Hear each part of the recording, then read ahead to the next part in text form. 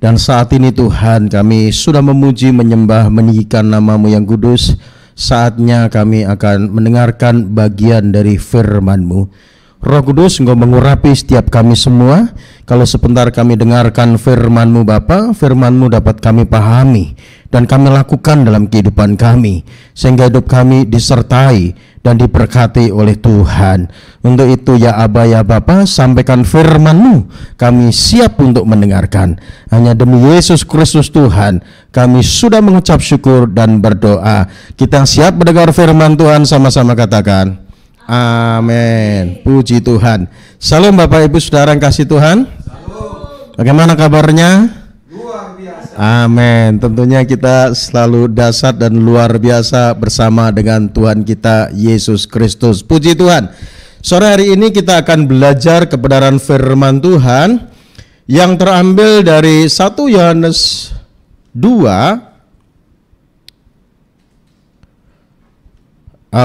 Maksud saya dari Yohanes pasal 1 ayatnya yang ke-19 sampai 28.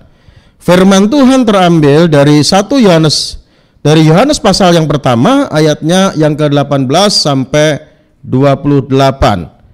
Yohanes 1 ayat 19 sampai 28. Kalau kita sudah menemukan, mari kita akan lihat dan saya akan bacakan buat kita semua. Demikianlah bunyi firman Tuhan. Dan inilah kesaksian Yohanes ketika orang Yahudi dari Yerusalem mengutus beberapa imam dan orang-orang Lewi kepadanya untuk menanyakan dia, siapakah engkau? Ayat 20, ia mengaku dan tidak berdusta. Katanya, aku bukan Mesias. 21, lalu mereka bertanya kepadanya, kalau begitu siapakah engkau? Elia? Dan ia menjawab, bukan. Engkaukah nabi yang akan datang? Dan ia menjawab, bukan. 22. Maka kata mereka kepadanya, siapakah engkau? Sebab kami harus memberi jawab kepada mereka yang mengutus kami. Apakah katamu tentang dirimu sendiri?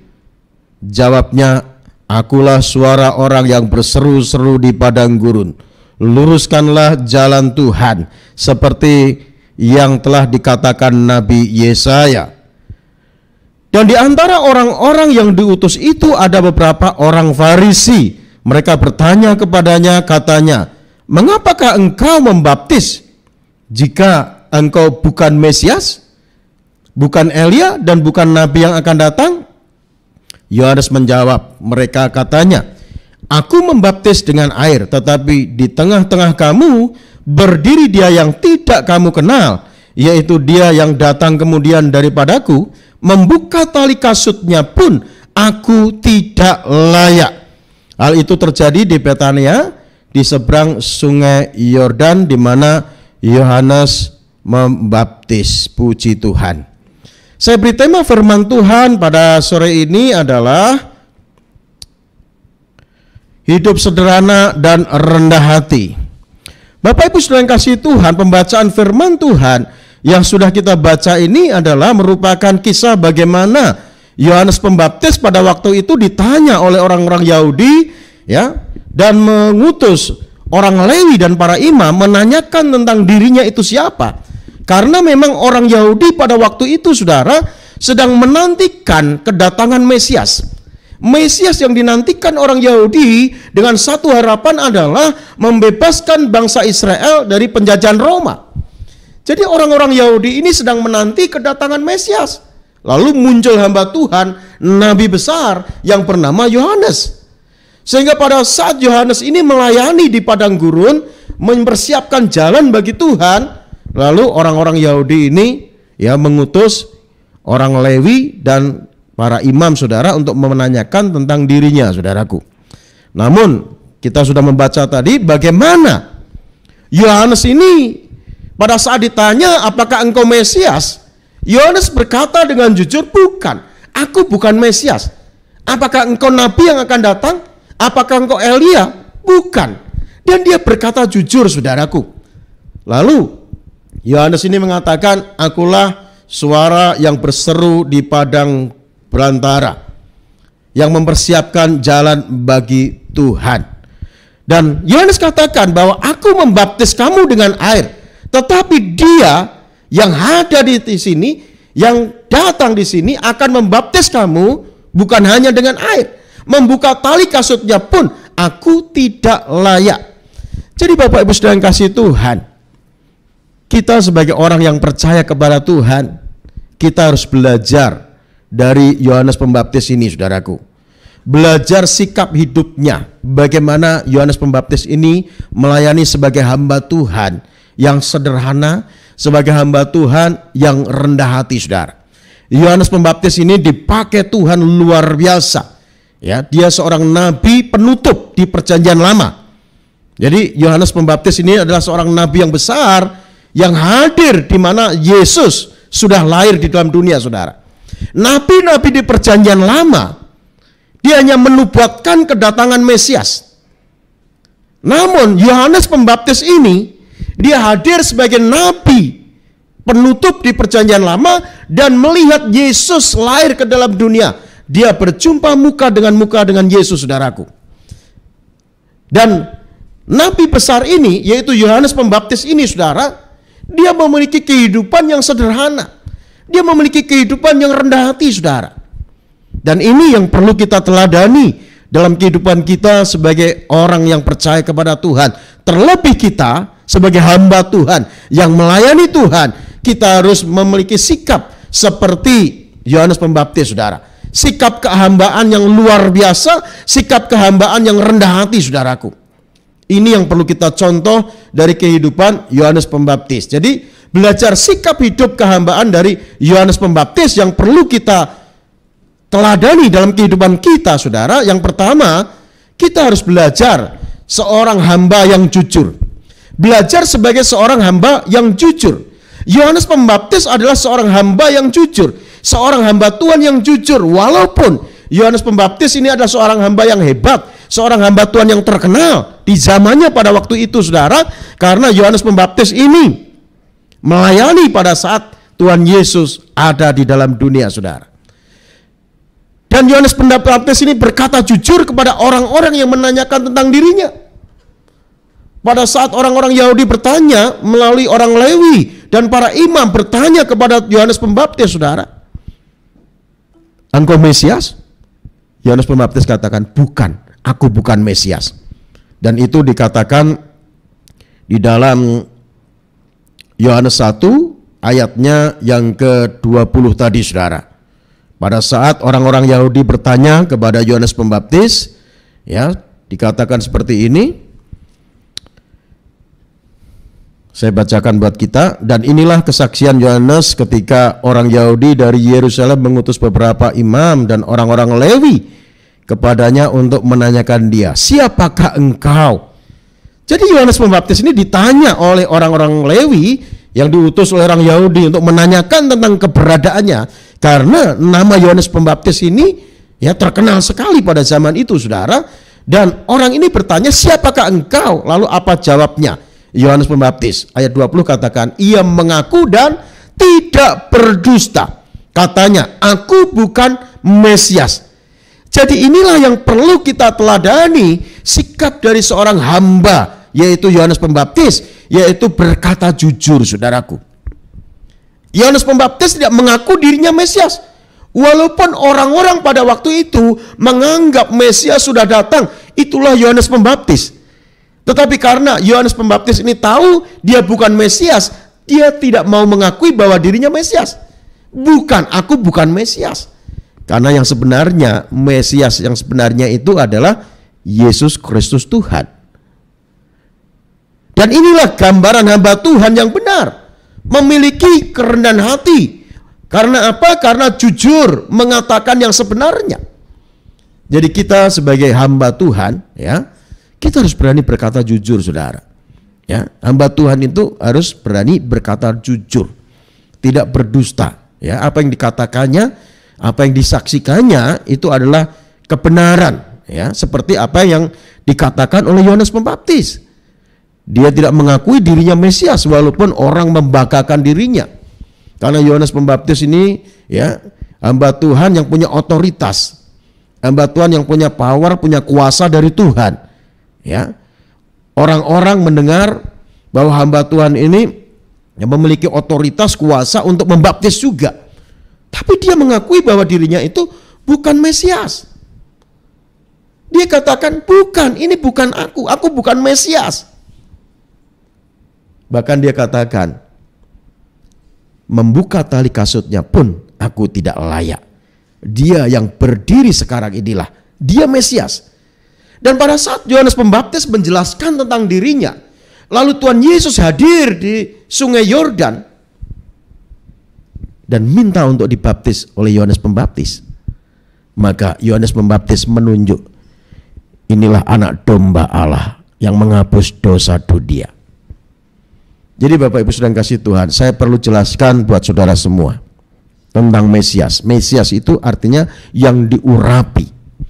Pandangan orang Israel tentang Mesias itu adalah Mesias yang membebaskan bangsa Israel dari penjajahan Romawi. Karena bangsa Israel pada waktu itu ditindas, dijajah oleh bangsa Romawi, saudaraku, bertahun-tahun. Sehingga bangsa Israel ini menanti kedatangan Mesias. Dan para nabi sudah menubuatkan kedatangan Mesias. Lalu pada saat muncul hamba Tuhan yang luar biasa, yaitu Yohanes Pembaptis, dia punya otoritas, dia punya kuasa yang luar biasa, dia tidak kompromi. Maka orang bertanya-tanya, dia ini Mesias. Bahkan mungkin orang mengakui dia ini Mesias. Tetapi Yohanes Pembaptis ini jujur. Dia berkata, aku bukan Mesias. Lalu Yesus hadir ke dalam dunia, dan murid-muridnya juga berpikir yang sama, bahwa Mesias yang seperti dianggap oleh orang Yahudi itu adalah Mesias yang membebaskan umat Israel dari penjajahan Romawi, Mesias secara politis. Sehingga pada saat Tuhan Yesus ada dalam dunia, lalu murid-muridnya mengikuti Tuhan Yesus, ke-12 muridnya mengikuti Tuhan Yesus, Tuhan Yesus kok nggak mengadakan perlawanan. Setelah 3,5 tahun mengiring Yesus, justru Tuhan Yesus mengajarkan tentang kasih. Tuhan Yesus mengatakan, jikalau pipi kirimu ditampar, beri juga pipi kananmu. Berilah berkat bagi mereka yang menganiaya kamu. Lalu murid-murid Yesus berpikir, kapan kita mau melawan Romawi? Termasuk Yudas, saudaraku. Jadi Yudas ini sebagai pengkhianat, bukan karena Yudas mata duitan. Yudas ini mengkhianati Tuhan Yesus. Karena apa? Karena harapan tidak sesuai dengan kenyataan. Memang Yudas ini bendahara dalam pelayanan Tuhan Yesus. Dia ditunjuk sebagai pembendahara. Memang Yudas ini mata duitan, saudaraku. Ya, kadang Yudas ini mengambil uang kas dari perbendaharaan untuk pelayanan, saudara. Tetapi itu bukan alasan utama Yudas ini mengkhianati Tuhan Yesus. Alasan utamanya adalah harapan tidak sesuai dengan kenyataan. Yudas dan murid-murid yang lain itu mengharapkan Yesus itu datang sebagai Mesias yang membebaskan perbudakan bangsa Yahudi dari perbudakan Romawi, saudara. Ternyata Yesus datang bukan untuk membebaskan bangsa Yahudi. Yesus datang sebagai Mesias memang, tapi Mesias secara rohani yang membebaskan manusia dari dosa. Sehingga ya Yudas ini kecewa. Dia menyerahkan Tuhan Yesus dengan 30 keping perak. Dan murid-murid Yesus yang lain juga kecewa, saudaraku. Kecewa. Ya, pada saat Yesus ditangkap, murid-murid Yesus kocar-kacir, mereka ketakutan. Termasuk Simon Petrus. Simon Petrus pada saat Tuhan Yesus ditangkap, Simon Petrus mengikuti dari belakang. Dan pada saat ditanya oleh hamba perempuan, dan ditanya begini, engkau salah satu dari mereka, engkau salah satu dari murid Yesus. Apa yang dikatakan Simon Petrus? Aku tidak pernah kenal siapa itu Yesus. Lalu Simon Petrus pindah ke tempat lain, ditanya oleh seorang bapak, engkau salah satu dari murid Yesus. Kamu berkata apa? Aku bukan murid Yesus. Terus pindah ke tempat lain, ketemu hamba perempuan lagi. Benar, engkau salah satu dari murid Yesus. Lalu apa yang dikatakan? Aku bersumpah aku tidak pernah kenal siapa itu Yesus. Dan akhirnya saudara, ya, maksud saya akhirnya Petrus ini mendengar suara ayam berkokok. Dan pada saat Petrus mendengar suara ayam berkokok, Petrus ingat apa yang dikatakan Tuhan Yesus. Sebelum ayam berkokok, engkau akan menyangkal aku sebanyak 3 kali. Dan setelah itu Petrus menyesali. Dia telah menyangkal Tuhan Yesus. Petrus menangis di hadapan Tuhan. Dia minta ampun kepada Tuhan. Apakah Tuhan ampuni? Tuhan ampuni. Tuhan ampuni. Yudas juga sama, dia menyesal. Namun dia kecewa. Dia tidak minta ampun kepada Tuhan. Malah dia merasa bersalah, berdosa, bukan datang kepada Tuhan minta ampun kepada Tuhan. Namun Yudas ini saudara, dia malah mengakhiri hidupnya dengan gantung diri, dengan bunuh diri, saudaraku. Kenapa murid-murid Yesus melakukan hal seperti itu? Karena kecewa. Harapan tidak sama dengan kenyataan. Harapannya murid-murid Yesus itu adalah Yesus datang sebagai Mesias. Bukan Mesias secara rohani yang membebaskan manusia dari dosa, tapi Mesias secara politik, saudaraku. Dan pada saat Yohanes Pembaptis ditanya oleh orang-orang Yahudi, oleh imam-imam dan kaum Lewi, saudara, jadi engkau ini Mesias? Bukan, aku bukan Mesias. Dia berani berkata jujur, saudaraku. Jadi hamba Tuhan harus berani berkata jujur. Ya mungkin saudara menatap saya dan berkata, saya kan gak hamba Tuhan, Pak. Ya kalau saudara katakan saudara tidak hamba Tuhan, hamba siapa? Karena dalam dunia ini hanya ada 2 hamba. Kalau nggak hamba Tuhan, pasti hamba yang lain. Jadi setiap orang yang sudah ditebus oleh darah Yesus itu adalah hamba Tuhan. Yang tadinya hamba dosa, hamba dunia, hamba setan. Setelah ditebus oleh darah Yesus, kita semua ini adalah hamba-hambanya Tuhan. Jadi Bapak Ibu Saudara semua, kita semua ini adalah hamba Tuhan. Jadi seorang hamba Tuhan harus berani berkata jujur. Apa yang diucapkan sama apa yang dia lakukan. Jangan jadi hamba Tuhan yang munafik. Bisa mengajar tapi tidak bisa melakukan. Inilah yang dilakukan oleh ahli Taurat dan orang-orang Farisi yang dikecam oleh Tuhan Yesus. Jadi Bapak Ibu Saudara yang kasih Tuhan, kita harus memiliki kerendahan hati, saudara. Kita harus mau hidup sederhana dan rendah hati sebagai hamba Tuhan. Dan kita mencontoh kehidupan Yohanes Pembaptis. Yang perlu kita contoh dalam kehidupan Yohanes Pembaptis adalah apa? Hidup yang jujur. Ya, dia hidup jujur. Seorang hamba Tuhan yang jujur, itulah Yohanes Pembaptis yang perlu kita teladani dalam kehidupan kita. Lalu yang kedua, saudara, kita belajar dari sikap hidup kehambaan dari Yohanes Pembaptis. Yang kedua dari hal apa? Seorang hamba Tuhan yang rendah hati. Jadi bukan hanya jujur, tetapi hamba Tuhan ini adalah hamba Tuhan yang rendah hati. Yohanes Pembaptis adalah hamba Tuhan yang rendah hati. Walaupun pada waktu itu dipakai Tuhan luar biasa, mempersiapkan jalan bagi Tuhan, tetapi Yohanes Pembaptis ini, dia memiliki kerendahan hati. Pada saat ditanya oleh orang-orang Yahudi, dia katakan, membuka tali kasutnya pun aku tidak layak. Dan itu yang dikatakan oleh Yohanes Pembaptis, saudara. Jadi kita sebagai hamba-hamba Tuhan, orang yang percaya kepada Tuhan, kita harus memiliki kerendahan hati. Ya, sekalipun kita dipakai Tuhan, sekalipun kita diberkati Tuhan secara materi, sekalipun kita ini ya memiliki segala sesuatu sarana yang diberikan oleh Tuhan, kita harus tetap rendah hati. Karena di mata Tuhan siapapun kita itu sama, saudara. Hamba Tuhan yang melayani di gereja besar, hamba Tuhan yang melayani di gereja kecil, di mata Tuhan itu sama. Tergantung sikap hati kita. Kalau kita hamba Tuhan yang melayani di gereja besar, lalu kita menepuk dada dan kita merasa hebat, itu di mata Tuhan tidak layak, saudara. Tidak layak.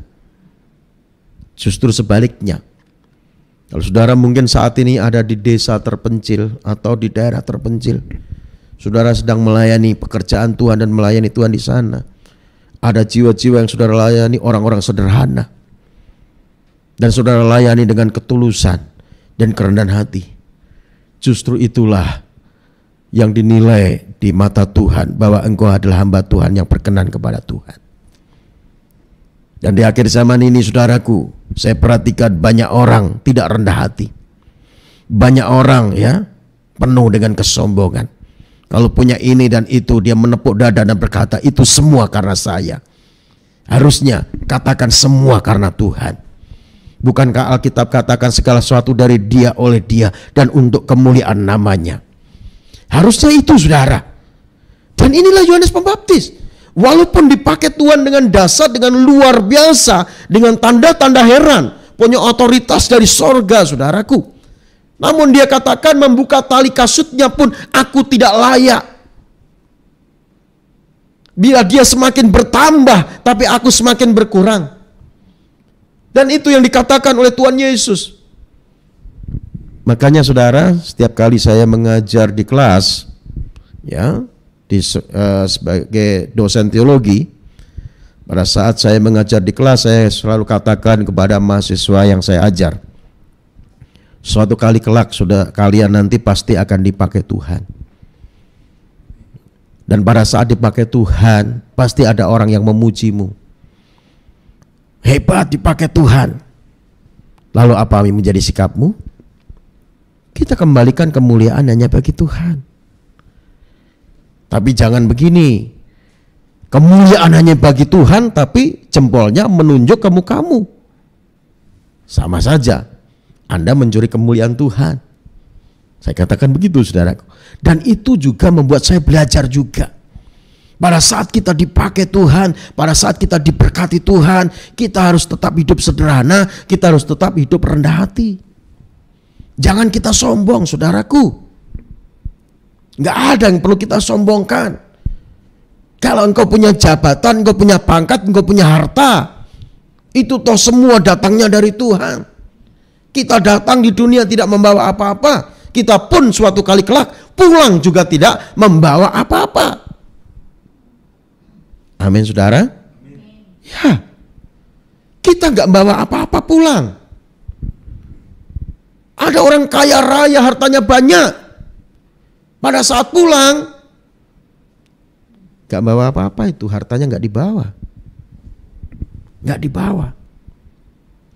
Di sini, saudara, bukan masalah bagaimana matinya, bukan masalah siapa yang nganter ke kuburan, seberapa banyak mobil yang ikut berderet mengantar saudara.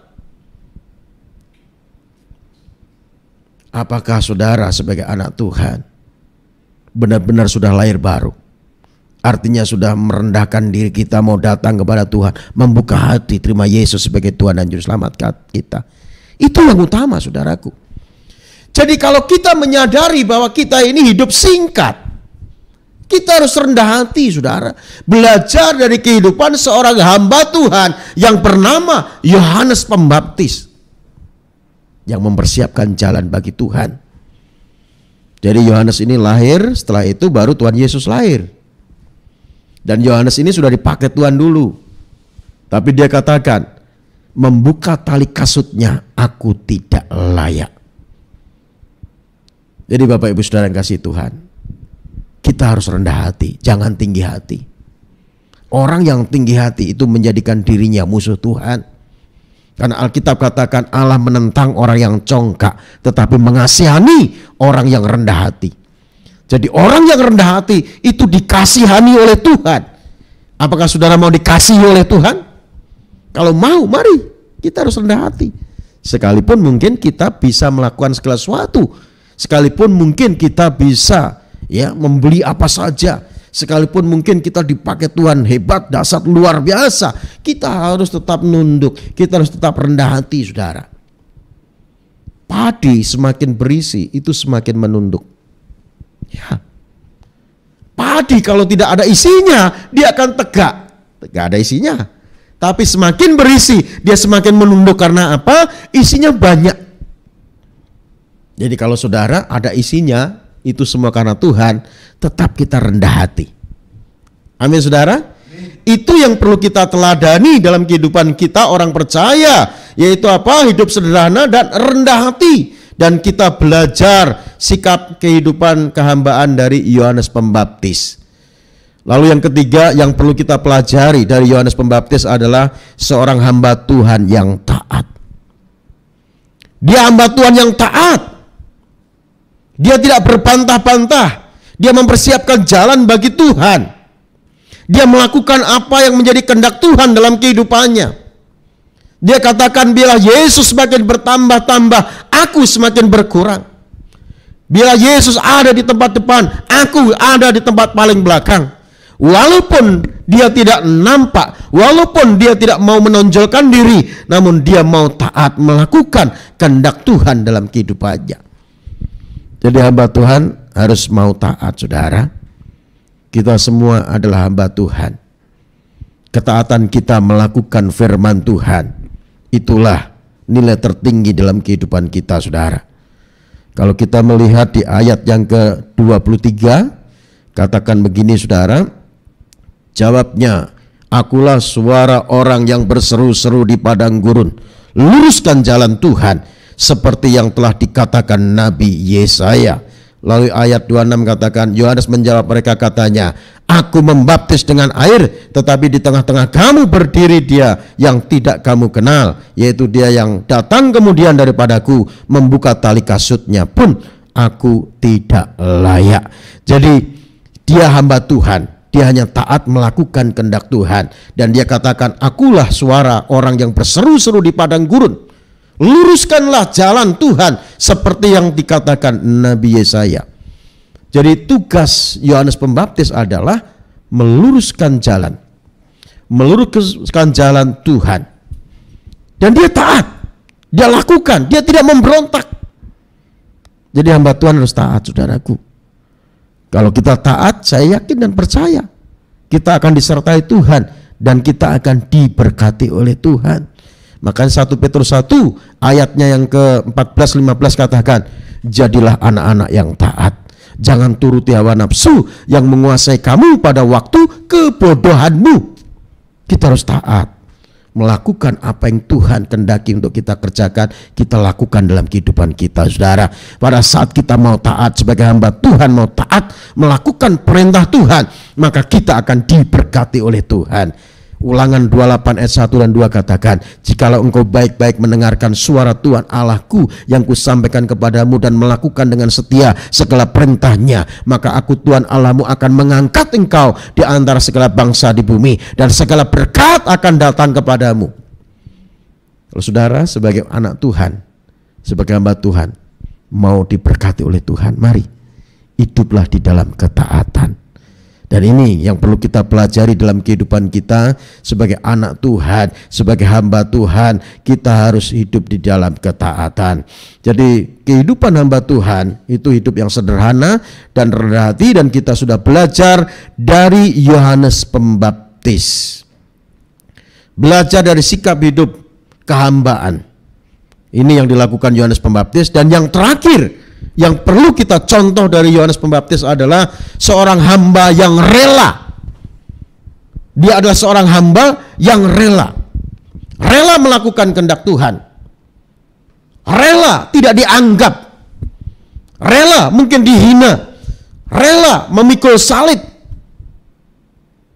Dia harus mati dipenggal kepalanya oleh Herodes. Dia rela, dia tidak memberontak. Dan pada saat Yesus lewat, lihat anak domba Allah yang menghapus dosa dunia.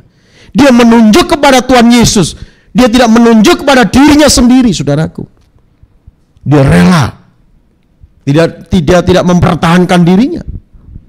Dan tentunya kita juga contoh kepada Tuhan kita Yesus Kristus. Walaupun dia Allah, tapi tidak menganggap kesetaraannya sebagai milik yang harus dipertahankan, tetapi mengambil rupa seorang hamba. Dalam keadaan sebagai manusia, dia rela mati, bahkan rela mati di atas kayu salib.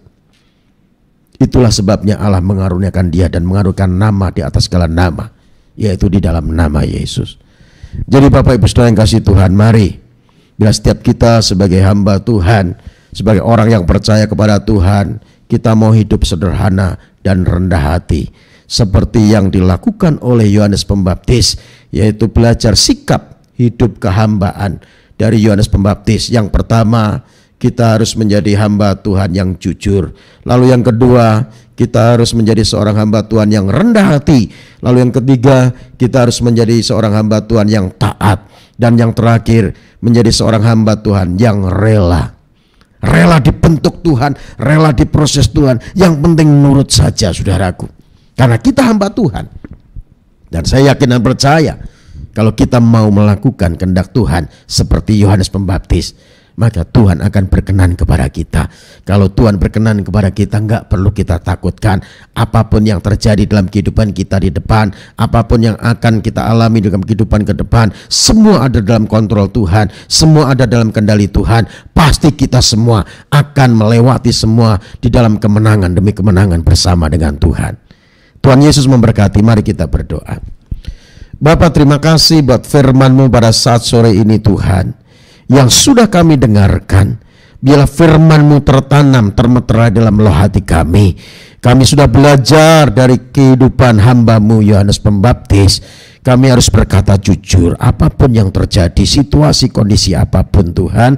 Kami memiliki integritas ya Tuhan. Sebagaimana Yohanes Pembaptis, dia berkata jujur kepada orang-orang yang menanyakan tentang dirinya ya Tuhan. Bila kami juga menjadi hamba Tuhan yang memiliki kejujuran dalam kehidupan kami ya Tuhan, tolonglah kami, mampukan kami ya Tuhan untuk hidup jujur seperti apa yang Tuhan kehendaki dalam kehidupan kami ya Tuhan. Terima kasih Bapa, terima kasih Tuhan, mampukan kami Tuhan untuk kami juga memiliki kerendahan hati Tuhan. Kami tidak sombong karena segala sesuatu dari Tuhan dan semua untuk kemuliaan nama Tuhan. Dan juga kami mau taat melakukan kehendak-Mu dan rela hati ya Tuhan. Terima kasih Bapa, terima kasih Tuhan. Dan berkati kami semua sore ini ya Tuhan. Kalau ada yang sakit, jamah sembuhkan Tuhan. Kalau ada yang lemah imannya, Tuhan kuatkan. Kalau ada yang susah, Tuhan hiburkan. Kalau ada yang terikat dengan dosa, Tuhan lepaskan. Bila sore ini merupakan sore berkat bagi setiap kami, karena kami telah berjumpa dengan-Mu melalui roh dan firman-Mu. Dan sebelum kami tinggalkan tempat ini, dan sebelum kami berpisah Tuhan, kami rindukan Engkau memberkati kami dengan berkat yang terbaik dari surga. Mari kasih Tuhan permata hati Tuhan. Arahkan hatimu untuk kita menerima berkat yang terbaik dari Tuhan. Bila Tuhan Yesus memberkati rumah tanggamu, Tuhan Yesus memberkati kesehatanmu, Tuhan Yesus memberkati usaha dan pekerjaanmu, Tuhan Yesus memberkati studimu, Tuhan Yesus memberkati pelayananmu.